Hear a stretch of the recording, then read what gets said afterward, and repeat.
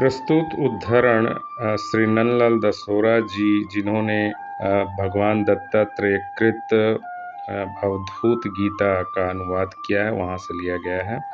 अवधूत गीता अद्वैत का अद्वितीय वर्णन करती है और वेदांत का सार रूप है, जो अनुकरणीय ग्रंथ है।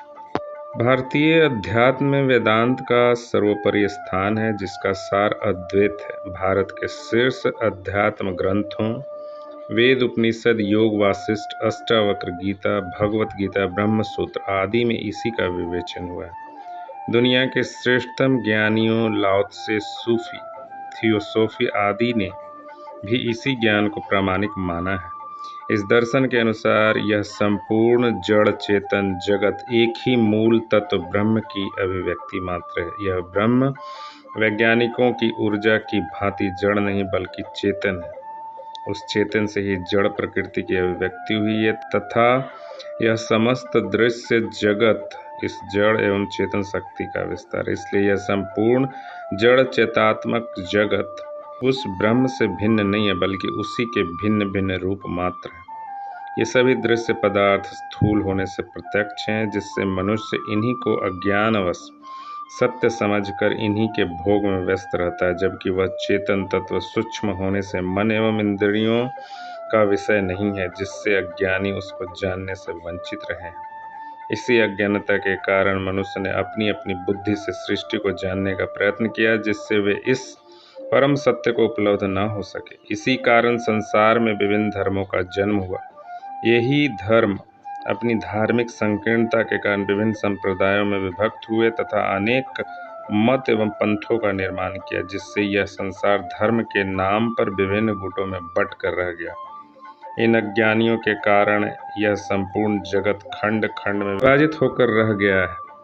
सृष्टि का समग्र रूप जैसा वेदांत ने प्रतिपादित किया, वह सामने न आ सका। इन्हीं अज्ञानी गुरुओं ने 6 अंधों की भांति पूर्ण हाथी को न जानकर उसके एक एक अंग की व्याख्या कर दी तथा उनके अज्ञानी शिष्य उन्हीं की वाणी को सत्य मानकर केवल उसी को सत्य कहने का दुराग्रह कर संसार को भ्रमित करते रहे, जिससे यह संसार अज्ञान में ही भटकता रहा। सृष्टि का सत्य स्वरूप प्रकट नहीं हो सका, जो संसार के लिए अभिशाप बन गया। यह वैसा ही है जैसे गिरा अन्यन नयन बिनु बानी, जो देखा गया है उसे कहा नहीं जा सकता तथा जो कहा गया है वह सत्य नहीं है। लाओ त्से इस ज्ञान को उपलब्ध हुए। उन्होंने भी कहा है कि सत्य को कहा नहीं जा सकता तथा जो कहा जा सकता है वह सत्य नहीं है। सत्य की अभिव्यक्ति असंभव है।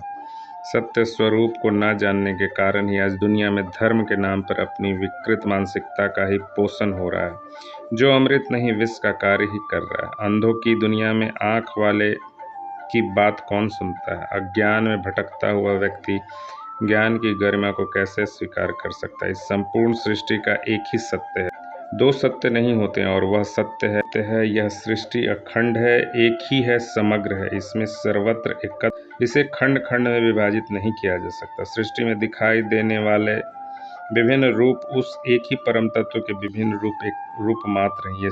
ये रूप बनते और बिगड़ते रहते हैं, किंतु इनका मूल तत्व सर्वदा एक रूप रहता है तथा वही सत्य है। अन्य सभी मिथ्या एवं भ्रम मात्र है। जिस प्रकार शरीर के विभिन्न अंग शरीर से भिन्न नहीं है, उसी प्रकार यह सृष्टि उस परम चेतन से भिन्न नहीं है।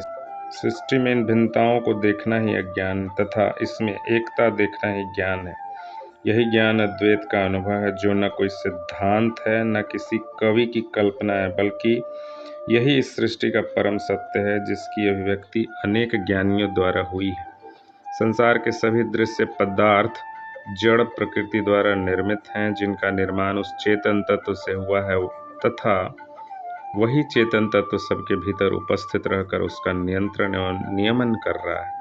इसके अनुसार मनुष्य के भीतर वह चेतन तत्व जिसे आत्मा नाम से संबोधित किया जाता है, वह उसी परम चेतन ब्रह्म अथवा समष्टि चेतन का ही अंश है। इसी ज्ञान प्राप्ति के बाद उसे सृष्टि में एकत्व दिखाई देता है, जो पूर्ण ज्ञान है।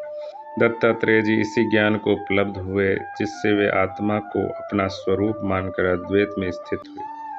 उनका समस्त द्वैत भाव नष्ट हुआ। इसी अद्वैत का जैसा वर्णन इस ग्रंथ अवधूत गीता में है, वैसा अन्य किसी वेदांत ग्रंथ में नहीं मिलता।